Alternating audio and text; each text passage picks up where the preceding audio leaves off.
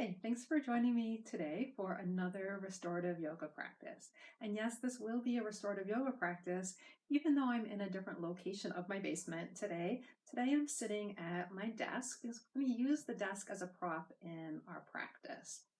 So I thought that this would be useful because a lot of us have now been thrust into a position of working from home. We are having makeshift desks at home. We're spending a lot of time seated. So today's practice is going to be a way to rest and restore, but to do that as a break from maybe what's your workday or between your workday and the end of the day. So to find some more boundaries between your work and home life, which is kind of merged in the current crisis. The purpose of today's practice is also for grounding. And so, grounding is a method of anchoring yourself in the present moment, in the here and now. It can be a way to deal with feelings of anxiety and really feelings of general overwhelm. So, we'll be doing a specific technique, a little skill that I'll be teaching you to help yourself ground in this moment. We'll also be doing a little bit of breathing, and then we will do the restorative yoga pose using a desk or a table or whatever you have nearby.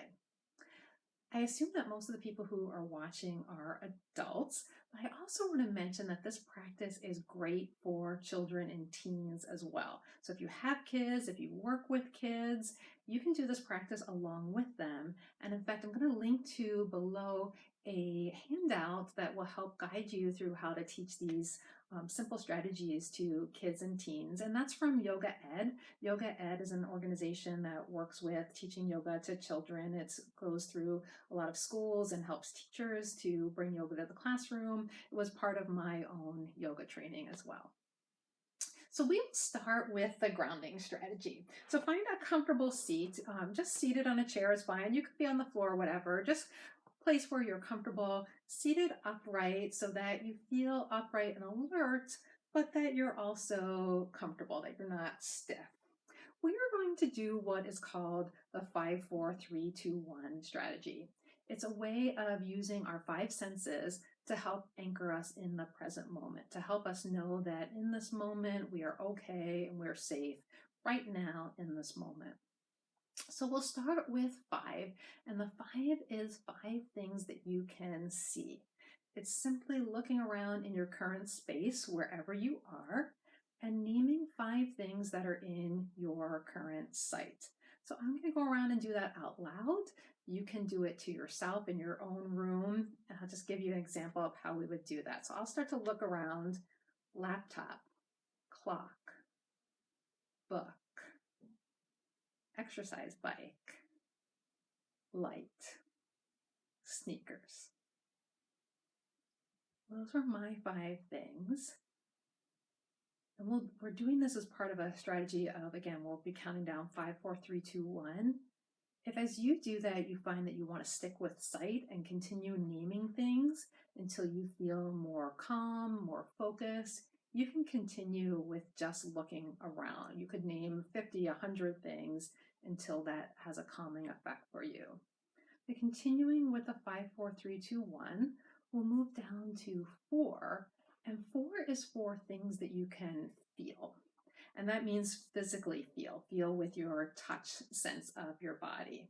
So again, I will name mine out loud. You can name yours in your head. For me, I can feel the feeling of my hands resting on my thighs, the feeling of my hair as it touches the skin of my shoulders, my collarbone, the feeling of my bottom as I sit right here on my seat. And then you can't see my floor, but my feet are bare, and so I can feel the rug under my feet. So I'm going through these a little bit quickly. If you were doing this on your own, you would take your time to do each of these things. 5-4-3-2-1. So for the 3 is 3 things that you can hear. I can hear the sound of my own voice. I can hear a slight stirring of things outside. And then I can also hear a little bit of a hum from the computer. Those are 3 things that I can hear. For 2 things that you can smell. So I can smell a little bit of the perfume that I put on this morning. And then I can also smell a little bit of the mustiness of the basement that I'm in. And then lastly, one is going to be one thing that you can taste. That's our last sense. And it's probably a flavor that's going to be in your mouth from whatever you've eaten or had to drink recently. For me, I was drinking some iced tea. I can feel the taste of the iced tea in my mouth. So that's the 5, 4, 3, 2, 1 strategy. It's a strategy that you can do anytime. Anytime you're feeling overwhelmed, simply remind yourself to look around, to open up your senses and start counting down as a means to anchor yourself a little bit in the present. It's also a really good strategy if you have a little bit of trouble connecting with your breath, because that's what we're going to do next is a breath-based strategy. But some people really struggle with breath strategies. So if you prefer to use something else to help you be in the present moment, using your other senses can be really helpful, using your 5 senses. For the breath strategy we're going to do today, it's called the feeling breath. And it's called feeling breath because you're going to take your hands and place them over your side ribs. So the feeling, and this is our touch sense, the feeling of our hands on our body. As you breathe in, you'll feel the air expand your body under your hands. And you might even be able to see on me as I breathe in, my fingertips are touching, but as I breathe in, my fingers grow apart as my ribs expand. And as I exhale, then my ribs contract and my fingers move closer together. So I'm not forcing this at all. I'm just allowing it, allowing my body to fill with breath. Exhaling to release. So on each inhale, my breath naturally expands. My body expands. On each exhale, my breath contracts. My body contracts. Using your hands is an excellent way to give yourself feedback.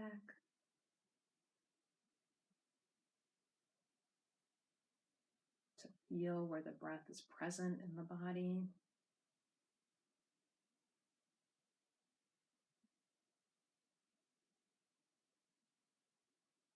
To draw your attention to your breath when your mind is wandering or feeling overwhelmed or anxious.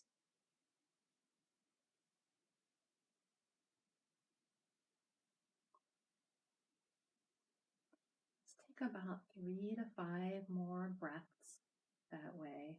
And I say 3 to 5 because everybody's pace of breath is different. So you may take more breaths or less than I do. That's fine.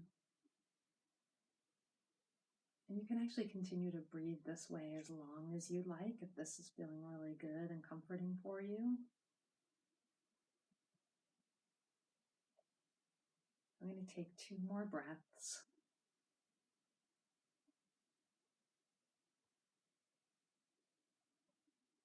And then 1 more. I'm going to mindfully follow the breath as it travels in. My hands expand. And mindfully follow the breath as it leaves. My fingertips move closer together. All right, and then you can release your hands. Stay with that sense of feeling the breath in your body as we move into the last part of today's practice, which is the supported yoga posture using our desk.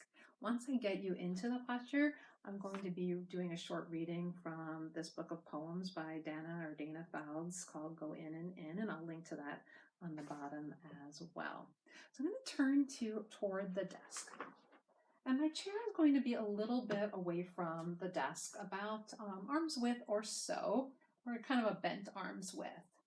And you can see I'm not like seated way back in the chair. I'm really sort of seated right on the edge of the chair. So what we're going to be doing is hinging forward from the hip crease, and being a little bit on the edge of the chair makes that easier.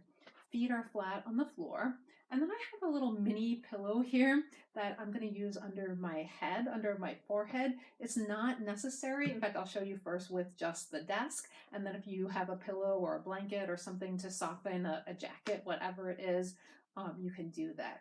So all we're going to be doing is hinging forward right from this hip crease. And you can see as I do that, my tailbone is pointed in the opposite direction so my back can stay long. And I would say straight, except my back has natural curves. It's just the idea of it staying elongated. I'm going to start leaning forward. I can rest my hands on my desk. In fact, my my forearms can form my little pillow, or I can rest my forehead on my desk. I'm going to lean all the way over. I might have to slide my chair back, and my chair's on wheels, so it works really well, until I can rest my forehead on the desk.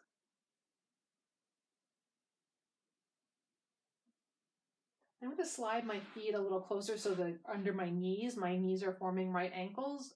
That just feels better for me.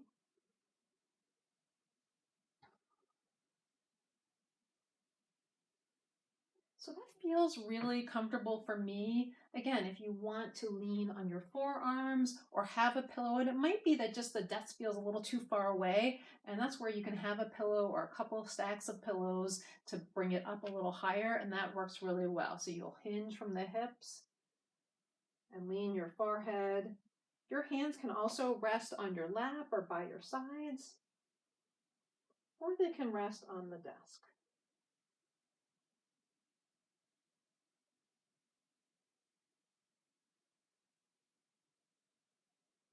So take a few moments and find the most comfortable version of that for you. It's always worth at the beginning of a resting yoga pose to move around a little bit, to adjust, to find the version of the pose that is comfortable, because then we'll stay for a few minutes. And when we stay and we rest, we really want to be supported by whatever we're using for our supports. In this case, the desk is our support. And we want to be able to let our body soften into that support. You may return to the feeling of your breath in your body. You don't have to put your hands on your ribs, but see if you can feel as you breathe in the expansion of your ribs out. And as you exhale, again, your ribs drawing closer together. You might think of an image of an accordion opening up as you breathe in, closing as you exhale.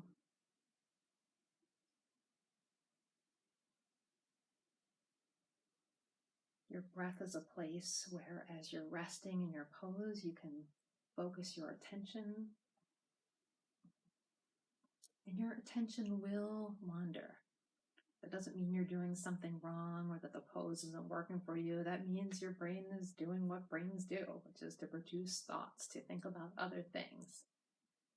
The key is notice that when it happens without criticizing or judging yourself, and then giving yourself a moment to draw your attention back to this moment.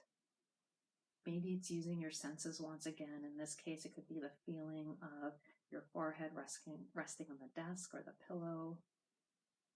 It could be the sound of my voice or other sounds that you hear. Using your senses, your breath to ground you.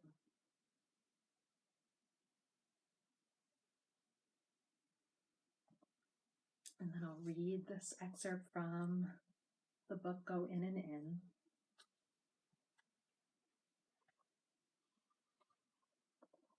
So this poem appears on page 6, and it's called Being Present.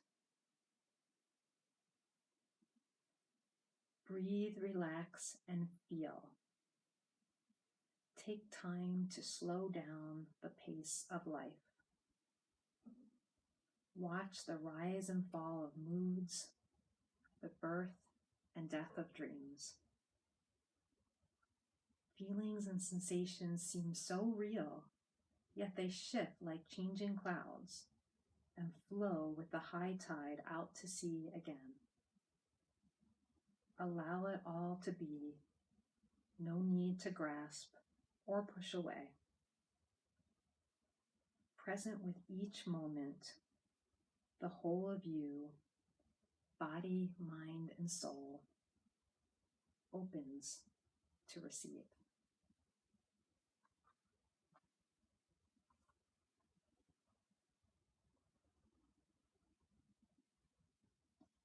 So take about 3 more breaths, resting in your pose, not being in any hurry what you have to do next.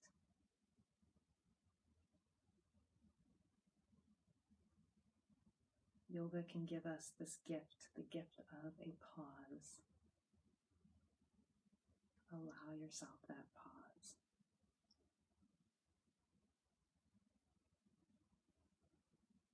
And then when you're ready, use your hands to help rise your body up. Coming back to a comfortable seated position. And to conclude, I wish you well with the thoughts of Om Shanti, Shanti Shanti Om. Peace, peace, peace. May you be well. May you be healthy. Thank you for joining me.